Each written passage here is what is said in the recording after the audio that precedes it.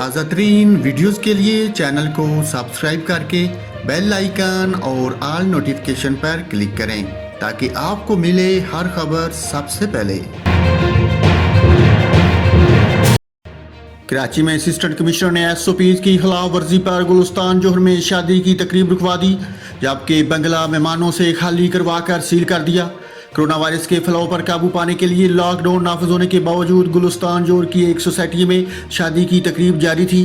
Corona SOPs की खिलाफ वर्जी पर सोसाइटी के मकीन सरापा और एहतजाज हो गए।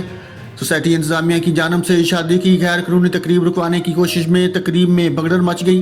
पुलिस रेंजर की भारी नफरी भी मौका पर पहुंच गई। वकीलों ने असिस्टेंट कमिश्नर ईस्ट को मामले से आगाह किया।